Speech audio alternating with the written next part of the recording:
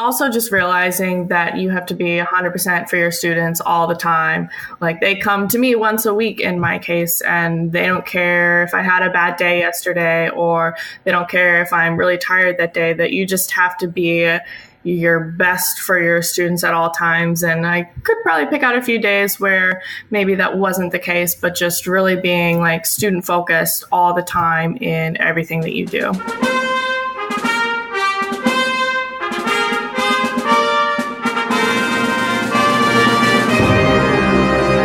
Hello, everyone. Welcome to Everything Band, a podcast that features conversations with composers, conductors, and performers of music for winds and percussion. My name is Mark Connor. I'm a composer and educator, and each week I have the great fortune to speak with and share the stories and wisdom of musicians and leaders in the band community. Before we begin, I'd like to thank all of you for listening. I really appreciate your time, and I hope that you are finding value from these interviews. I rely on word of mouth and social media to bring the show to new listeners. If you think you know one or two people who might find these interviews useful, please let them know about it. You can also help by following me and sharing posts on Facebook, Instagram, Twitter, and YouTube.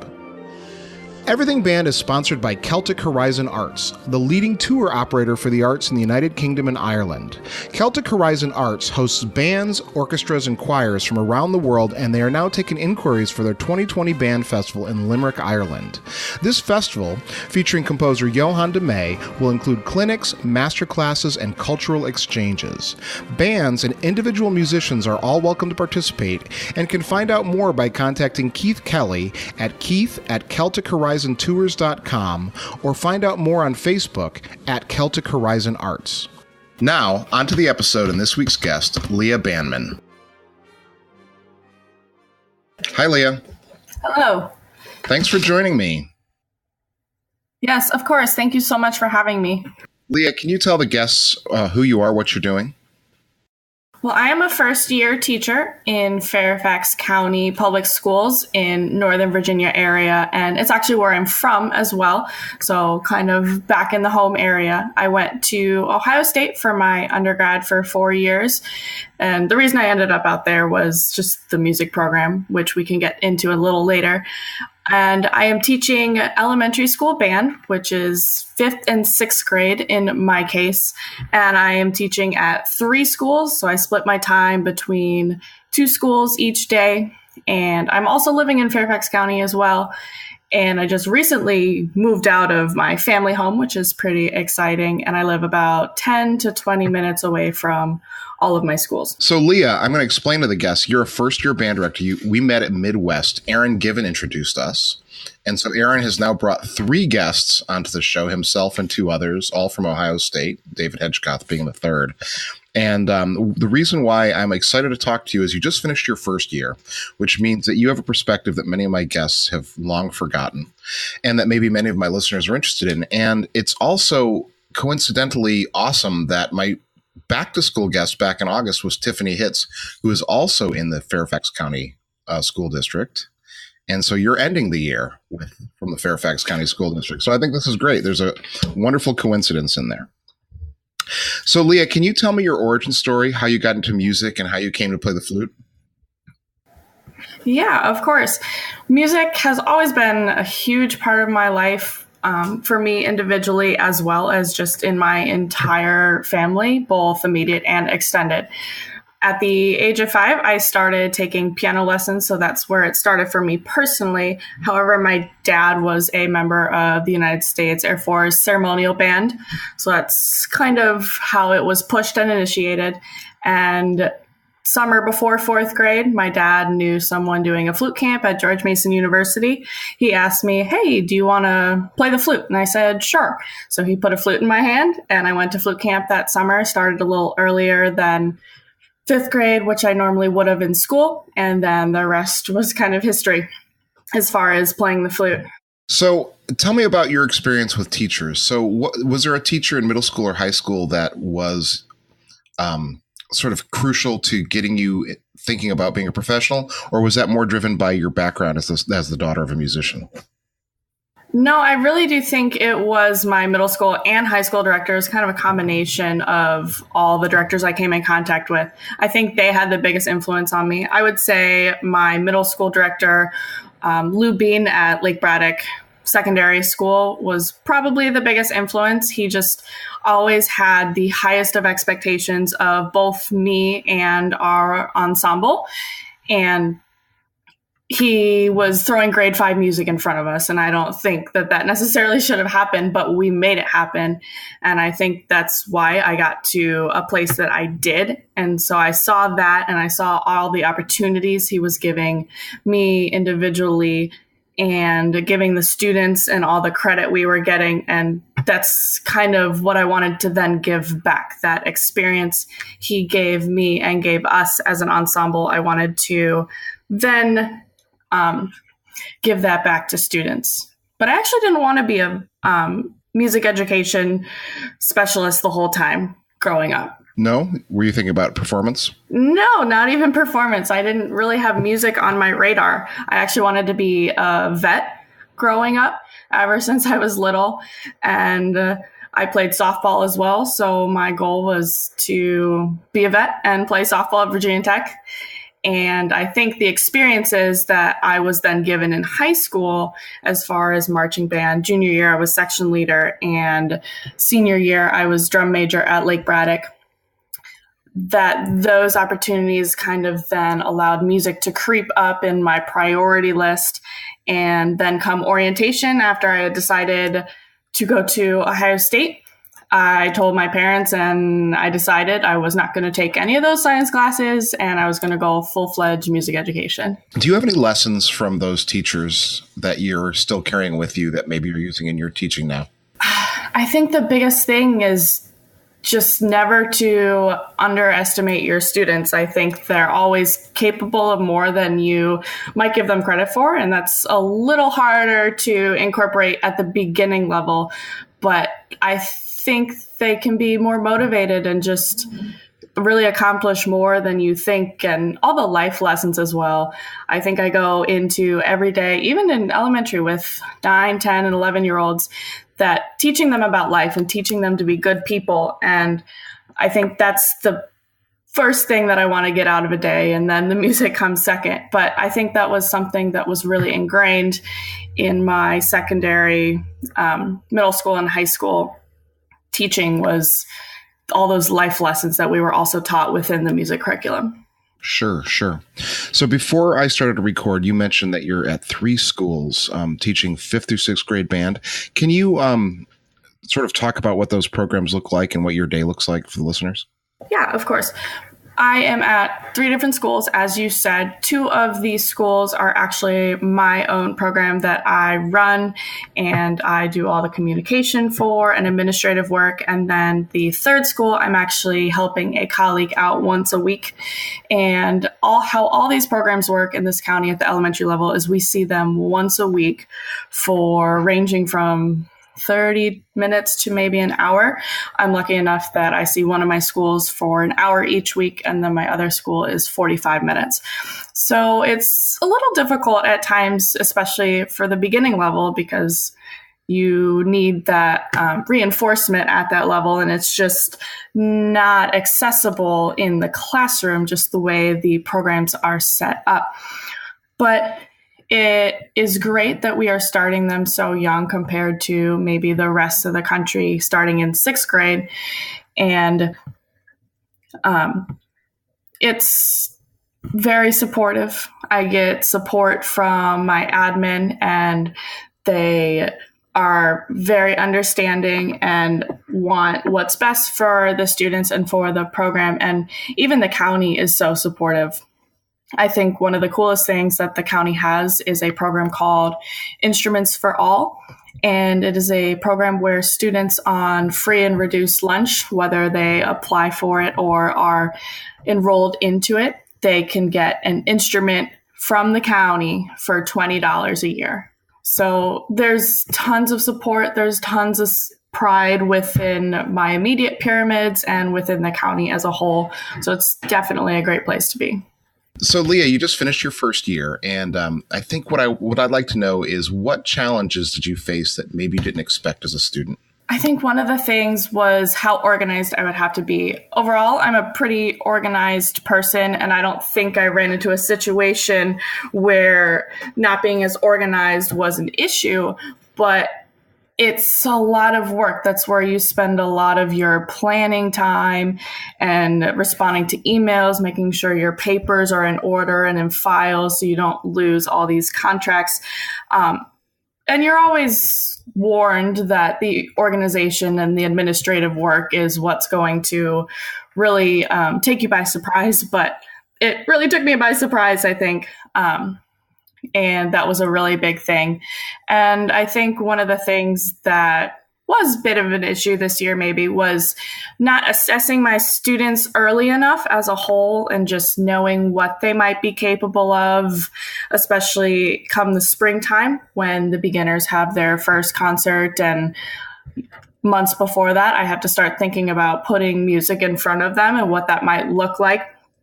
And one of my schools was prepared to play sheet music, grade 0.5, things like that.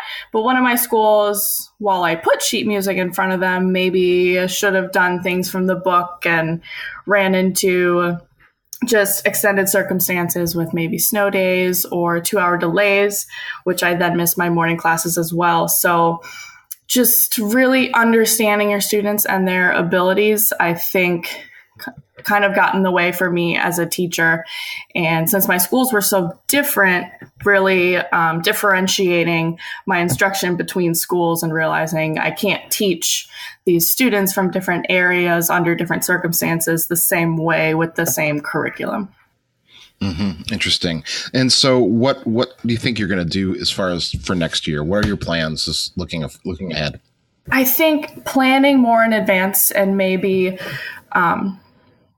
giving them something earlier on to see where they are at, or maybe extending the range of difficulty of the music and putting something easier in front of them that they will be more successful at first. And then if that allows them to improve on all the things they need to improve on, then maybe you can put a more challenging piece in front of them and say, okay, we handled that. Now here's another piece. Let's expand our learning just a little bit.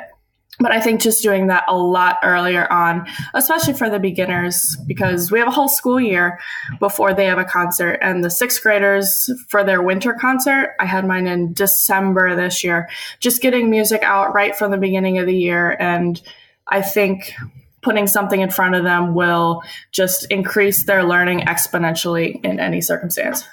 Tell me about the kids. What were they like as far as their backgrounds and their experiences coming in? All of my schools are pretty close to a military base. So that is one of the biggest things that I run into is their military families. So whether that means they're leaving in the middle of the year, I only had a few students in that situation this year. But you just never know what their home life situation is if they're deployed. So I think that's a big thing where you get a lot of families that are one-parent households for the time being. And I think it's a pretty middle-class, well-off area. I don't have too struggling of students, but it's interesting. The students at my one school definitely just feel older and feel more aware to the world and to the streets. And my other school they seem a little more sheltered and a little younger. And not immature, but just not as mature as my one school. And I definitely feel those issues come out as far as dealing with classroom management or even motivation, which is interesting. So Leah, and I'm not grilling you. I'm not trying to test you. So don't think I'm doing that.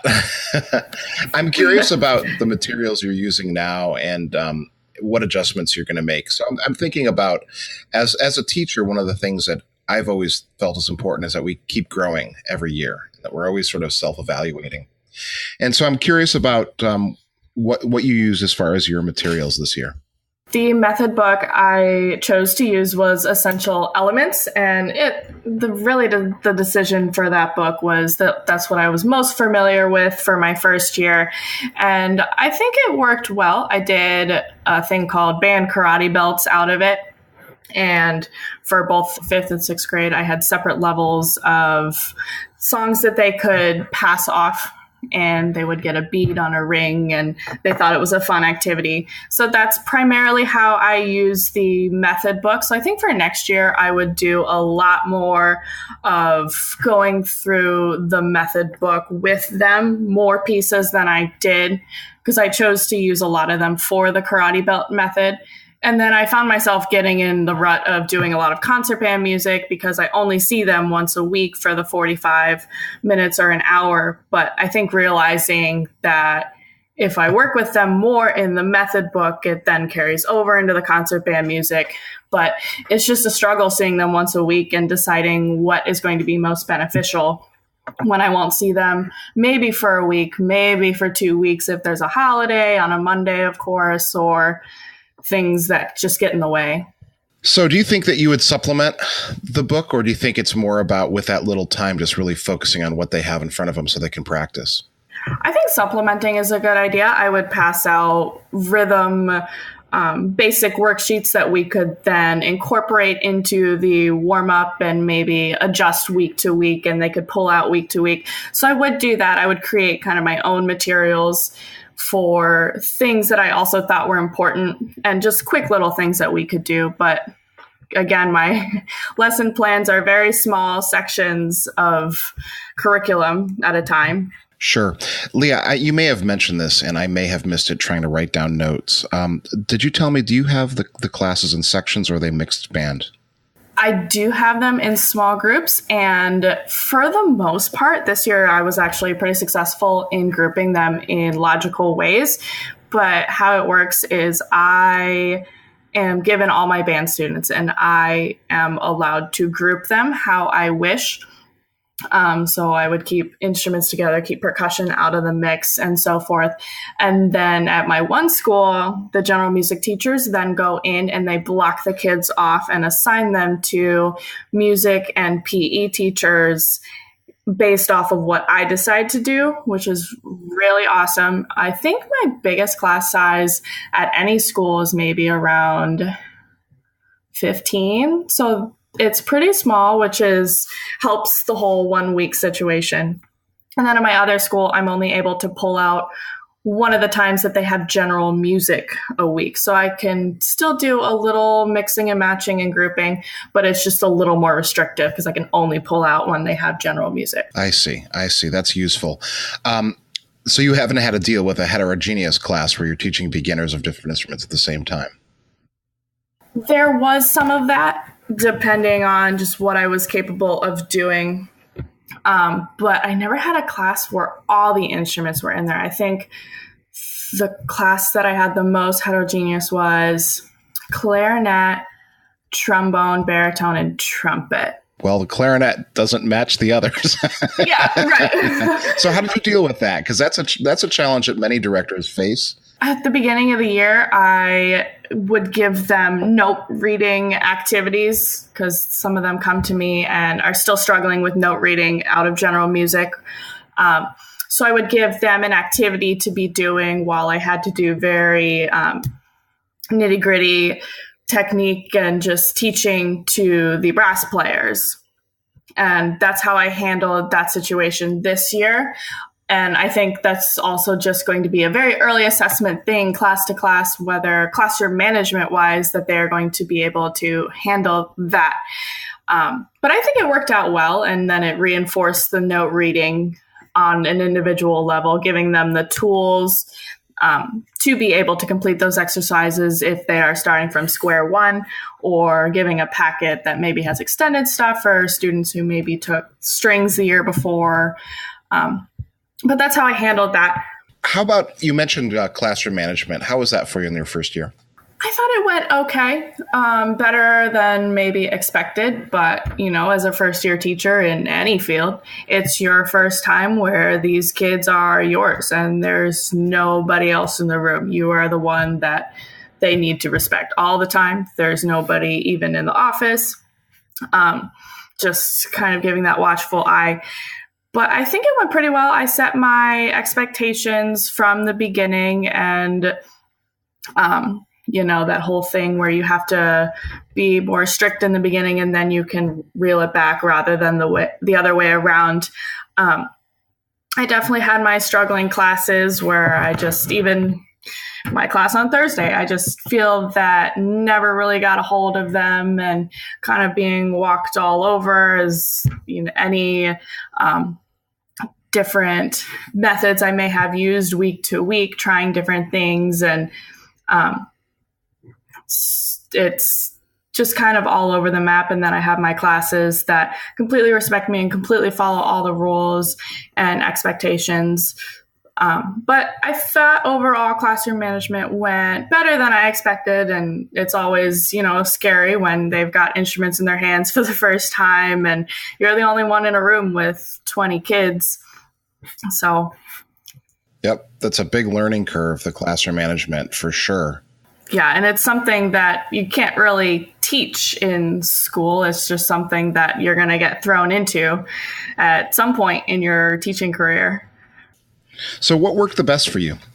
I think always just thinking about keeping them playing was a big thing. And that's a big thing at all levels. But then I would always reflect. I think that was the biggest thing that helped me was after every class that didn't go well, or even classes that did go well, I was reflecting saying, okay, what did I do differently today? What did I keep the same that kids were still acting out? And always just thinking, what can I do better rather than saying, oh, well, it was the students. Oh, they had a bad day. They had indoor recess. Thinking about what I could have changed. And then looking at a good class and deciding, okay, what did I do differently with them that I could maybe differentiate and still bring over and apply to this class. But I think the playing and really asking them what they enjoy out of band and trying to incorporate those things into class as a part of my lesson. I don't want them running the class, but just being open about that discussion. And they were sixth graders, so I was their second band director in 2 years, so that's hard. And, you talk about that in high school a lot where you deal with a director change and how that looks coming in, but it does affect 10 and 11-year-olds to an extent as well. They understand that it's change and they understand that it's different and they may not like it. Yeah, I just had this conversation with someone yesterday. My first year of teaching, it was pretty rough. I taught at an all-boys school, and they actually thought it was good sport to try to get teachers to quit. So they actually made a game of it. It was sort of the culture of that school. And so the first year was tough. I especially because I didn't teach band the whole day. I had to teach English to eighth graders after lunch, and it was like, oh my goodness. Oh, geez. And so you learn really quickly that you have to be consistent and that you have to be firm. You don't have to be mean, but you have to be firm and make sure that what your expectations are pretty clear from the very first day and then never waver. And I don't know if that's necessarily easy or natural for most people. Right. I think I struggled with the unwavering portion of that. Well, sure, I'm sure, because they're kids, and you want to sort of, I don't know, break the facade a little bit sometimes, but that those cracks can start to leak. Yes. Classroom management's one of the big things, I think, for every teacher in every field. So we could probably spend a whole podcast talking about it. But, I'm one of those people as a teacher that I'm, like you mentioned, self-reflective. So I'm always looking to try to anticipate problems. And so I've been asking you about your experiences, and we've been talking about some negative things. What I want to know is, what were your great successes? What do you look back and say, wow, this was awesome? I think just starting the beginners, I think that was something I had never done, even in my field experience. So going in, I think I was a little wary and a little nervous about that. But I think the end product of my concerts, watching these students perform sheet music, was pretty rewarding, and realizing, oh, I'm responsible for that. You learned that from me. So I think starting beginners actually went very well as far as pedagogy, and really all the things that I learned at Ohio State prepared me for that. but I think that was very successful. Excellent. And so which instrument, other than the flute, of course, do you think you had the most success teaching?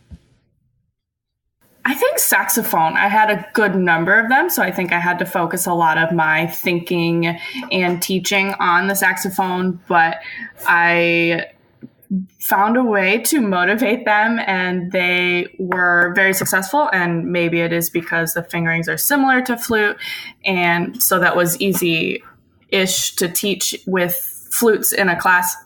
But they were very successful and were always able to play their parts and read their music.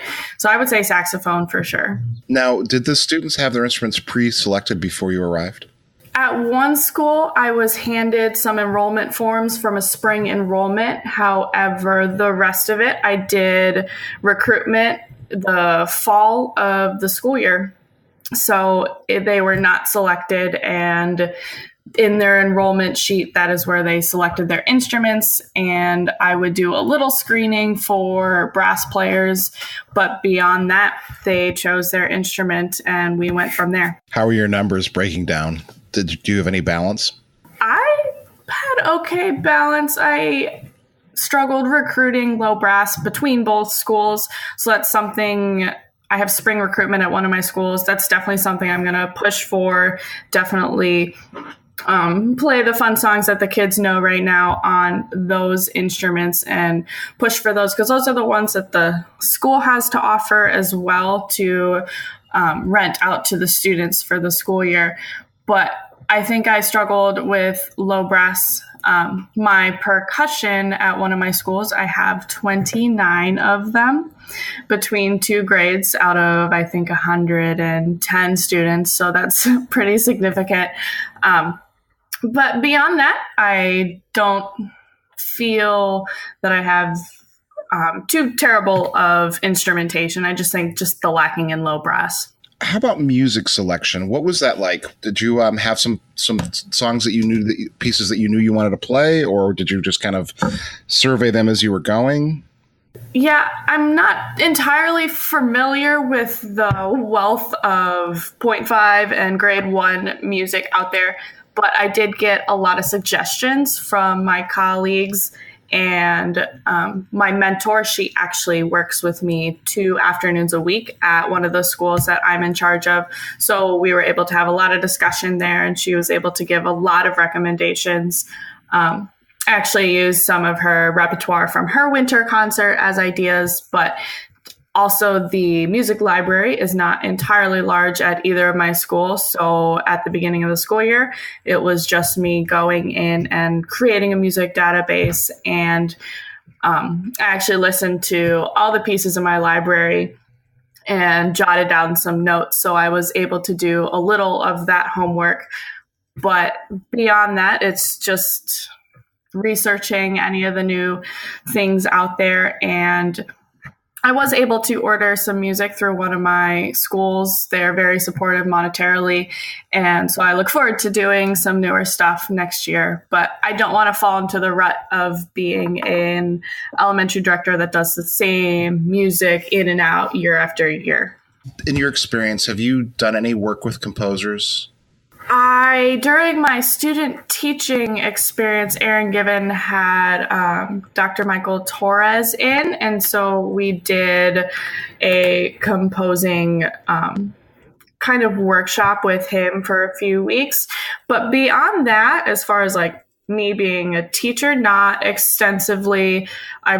In ensembles, I've worked with composers. Recently, I just worked with Mark Camphouse in a community band that I perform in, but not as much as commissioning and that side of things. So you just mentioned that you perform in a local community band. Can you talk to me about that, the value of continuing to perform as a teacher? Absolutely. I think it's imperative. My first semester of teaching, I didn't do any playing opportunities. I kind of just used that time to get reacclimated to being at home and just in the area and focused really on teaching. and all of that planning that goes into that. And then I really was missing playing. I had realized, oh my gosh, it's been an entire year since I played in an ensemble, because student teaching, obviously I wasn't playing as much either. So I just kind of researched some opportunities in the area, and I ended up joining 2 ensembles. One is called the Fairfax Chamber Players, and that's actually through the county. It's all Fairfax County teachers for the most part, and we take that class for credit to get recertified for our license, which is an awesome opportunity, and they use it to teach pedagogy, and that's a symphony orchestra setting. And then the other group that I'm doing is the Fairfax Wind Symphony, and that's just a community-based organization at this time as well. But it's also a lot of either retired or current Fairfax County teachers. And it's very cool to not only to continue playing, but to sit next to people and make those connections and build that colleague list as well. But I think it's so important to continue your playing. And I found myself very happy when I went to ensembles and just keeping up my playing and not letting that go. Because it's important to be good at what you do, let alone be able to teach it. And when you bring that into your students, if you let your playing slip, they can tell. So just keeping that up is very important. And I think it was something that I was missing. So I was very excited this past semester to continue that in my life. So one of the things that comes up a lot on this podcast is the idea of mentorship, and that you mentioned that you have a mentor teacher. And how has that been, and how is that relationship of value to you? Oh, she has been great. Laura Creaky is also an elementary teacher in the area, teaching beginning and second year band. She actually won the elementary band director of the year within the county this past year. And it has been great. She's my official mentor through the county, and it just happens to work out that she does actually work with me 2 days a week, where I think some other first-year teachers maybe don't have that circumstance and don't get to communicate and collaborate with their mentors as much as I do. But it's a very neat opportunity. There are a lot of other mentor programs in place through Fairfax County as well, where I have to go to monthly meetings with other first year strings and band teachers. So they really have all these resources in place in this county to really make you successful in the county and as a first year teacher, because whether you're a first year teacher in the county or in general, they really give you those resources and want to help you along the way as much as they possibly can. But it's been going great with Laura. She has been all kinds of help to me, and the strings teachers that I work with as colleagues at all of my schools have been endless resources as well. And the general music teachers, just everybody has been incredible. And whether they're an official mentor or not, it's great to have that support system built in from the start. So you also mentioned, I met you at Midwest. So you went to Midwest. And I assume that you went to the Virginia Music Educators Conference? I was not able to make it this year. They actually do it in the fall compared to the Ohio Music Educator Association, where they do theirs in late winter. So I was not able to make it this past year, unfortunately, just with registrations already being full and deadlines and things. But I do look forward to going in the future and continuing that learning, because I do love going to Midwest. I love picking up tidbits of information and then going back right away and incorporating them into the classroom. Yep. So I do look forward to continuing that in the future. I'd like to take a short break from our episode to invite you to listen to my music at markjconnor.com. I am always seeking opportunities for collaboration. If you are interested in commissioning a new piece of music for me, having me work with your students in person or via Skype, or to just say hello, please drop me a line at markjconnor@gmail.com or through the contact form on my website. So, Leah, where do you draw the line between healthy and unhealthy competition in music? That's always a tricky one. I do believe heavily in healthy competition, but I think where the line then is drawn is when the competition discourages the musician or any performer rather than motivates them.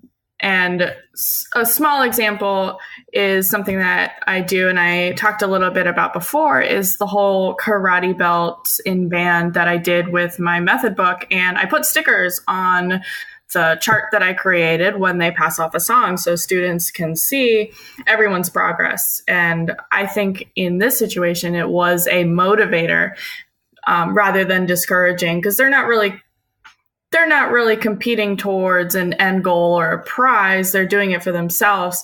But I think they were part of the healthy competition where they wanted to catch up to their friends rather than be discouraged saying, oh, well, this student's already done all of them. But I think that that's where the line is drawn, that if it became something where students didn't want to participate because they were discouraged, because their classmates were so much more ahead of them, that I would have to kind of reassess. But something at the higher level, like chair placements, I do think they are important. But I think for students who already care, they're important because they do use that as a motivating aspect. And for students who don't care, and maybe that discourages them, maybe kind of turning it around to be that sense of motivation. But if it becomes unhealthy and they are forced to stop or lessen their instruction of music, I think that's really where the line needs to be drawn, and just your methods then need to be reassessed or restated. How do you find work-life balance in your young career as a music teacher? Well, still working on that one. But I think one of the big things, and one of the things I set for myself, was to complete all the work I needed to at school, whether that meant I stay a little longer to complete it, that's fine. But just really then when I get home, to kind of leave a lot of it at school, which was a little hard because I do have the email app on my phone that I get a notification for when I do get an email from anybody. So that was hard. But then again, I also do take pride in communicating with my parents or with my colleagues very, very quickly. And I've had a handful of parents respond to me saying, thank you for the quick response. So I do take pride in that, but that might mean me responding to an email at home or over the weekend. So it is hard to find that balance. And it's been hard to also find that balance moving back home and kind of readjusting to life here when I'm in a different stage of my life. So just trying to find those new things in the area and really making myself go out and do things. And I think joining those community bands and those groups has really helped as well. While that's kind of related to my work, but it's kind of hard when your hobby and your life is kind of the same kind of thing. But I think doing those things has really helped kind of connect my life and work together, and all just working towards the end goal. Mm-hmm. Sure. Okay, so this is the big question, and you don't necessarily have to have a ton of teaching experience to answer this question, because we all have our own perspective on this, because we're all part of the solution. And that's, what are the challenges facing music education, and how can we best meet those challenges? I think the biggest thing that I have run into, even within student teaching and just 1 year of teaching, is just students are becoming so involved in everything they do, which is fantastic. Our goal is obviously to create a very well-rounded student, both within education and extracurriculars. But then the question comes, where does music fit in, and how does that lie on the priority scale compared to maybe sports? Like, I have students that list off 3 different practices they have to go to after school, and they're only in 5th and 6th grade. And I can decide how I feel about that, but parents and students also have their own understanding of their students' time as well. So I think it's just the idea, at least in the teacher's head, where is the room for music? How do we promote it being extremely important, and realizing and making them realize that they do have the time. Like, we're not trying to create professional musicians out of each and every student. We're trying to just get students to, in my case, move on to the middle school level and just create that lifelong music learner even at this young level. So I think what I just try to do is I try to make music very world applicable, and realize that it isn't just an extracurricular activity. But one activity that I've done recently is they create a concert, and I think it's making them realize how important music is in all facets of life and why we do music. Some students created fundraising concerts. Some did it for just entertainment. So I think getting them thinking of why music is important and why they're involved in it is very important. But it's very hard, especially for my sixth graders going on to the middle school level, that they want to take all these classes for college now. They started a new thing where they can take a language in seventh grade and eighth grade to be equivalent to 1 year. And students are going that route. And so that takes away an elective for band.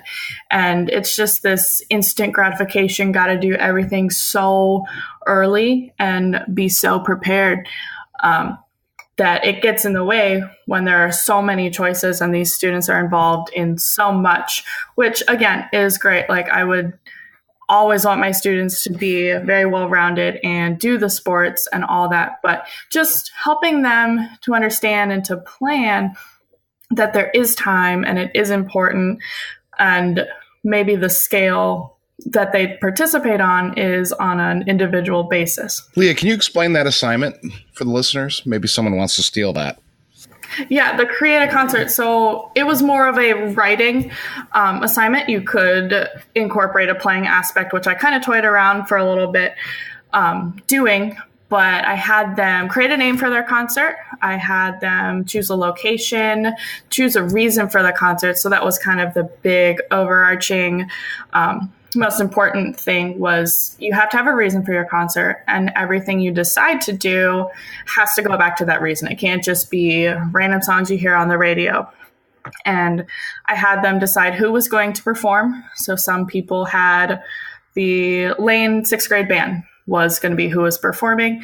Some students went up the pyramid and had the high school perform. Some students had pop singers. So the performers were kind of across the board.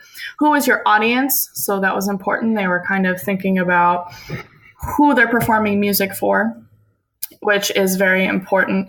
And then I made them think about kind of pieces they would play at this concert. They didn't have to be specific pieces. They could be like, oh, we'd play some jazz or rock music. But some students were thinking that if they were doing a concert for younger children, they would play nursery rhymes, and they were getting the right ideas out of this assignment. And then I had them create a flyer, just a quick sketch of a flyer. So that brings in maybe something that the students enjoy, the whole drawing, where maybe they're drawing on the back of their music during class anyways, just bringing something else into the assignment that they enjoy, where kind of taking the instruments away a little bit, but still, again, making it real world applicable, just the idea of music. But I think you could bring in a playing aspect, which I thought about making them be pieces out of the book that they had to choose for their concert. And then maybe with a group, they have to learn the piece on their own and then perform part of it for the class. And I did have them present it. So that brings in the public speaking aspect of it, even at this young age, which is so important. What advice would you give your younger self? And I usually put people at their high school graduation. Stay organized. I know we talked about that before, but even throughout college, any of the organizing that you do for those 4 or so years is going to carry over into your first year teaching. Like, if you keep organized binders of your notes, now you know where to go back to find them when you need to reference them when you're teaching. And again, kind of going off of that, don't take any learning for granted. Really absorbing every single piece of information, as hard as that might be, from every class you take. I took a sign language class, and I'm able to use some of that in my classroom. And just always be in the mindset of, how can I eventually incorporate this into my teaching, or even getting teaching ideas from your teachers, whether it's a music class or not, I think is important. And always just having the end goal in mind and realizing why you are there.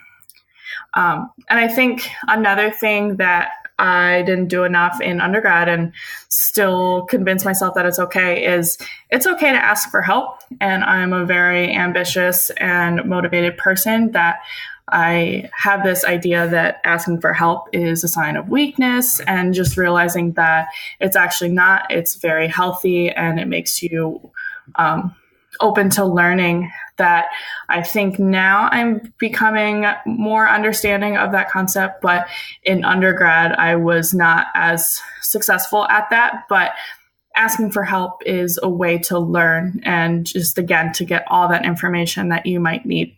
If you had a choice, what would be the final work for wind ensemble you'd conduct? I would say the Overture to Candide, and this is kind of a performance standpoint as well, but it's always been the piece that I have wanted to perform, and I actually have not. I've always missed by like a year all the ensembles that I've been in of them playing the piece. But I remember the first time I heard it was my freshman year of high school at an alumni fundraising event for our trip to China. And I just remember being completely blown away and completely taken by this piece. And in a way, it has given me a metaphorical sense of excitement to keep performing, maybe hoping that eventually I would play that piece. So I think conducting that piece with an ensemble, I would hope that it gives that feeling to somebody else and promotes that excitement of performing and eventually teaching to somebody else in the audience. So just giving back. Well, this is a good year to want to play Overture to Candide because it is Bernstein's 100th yes. year. And so are you doing it in the Fairfax Wind Symphony, or do you know? No, we did not do it. We did West Side Story this year for it. Is there anything coming up that you'd like to share or promote? I think the biggest thing right now, and it's coming up, is the Flute Workshop at Ohio State. It's part of the summer camp program that is held every year. And it's for rising freshmen through just having graduated seniors in high school. It's with Catherine Boris-Jones and members of her studio. And it's about a week long, Sunday through Thursday, flute and music and fun, intensive camp. And it's a great opportunity. Students love it and come back year after year. I will be serving as the head counselor for the second year. And I just think it's a neat opportunity, and then to be on campus, whether you're considering Ohio State or not, to just kind of get that feel of college. It's a very cool program. There's information about it online. And last I heard, there were a few spots still open. Cool. How can people get in touch with you? The best way to get in contact with me is going to be by email at lmbandman, BANDMAN, at fcps.edu. All right, Leah, thank you so much for your time. Thank you so much for having me on the show. It was a blast.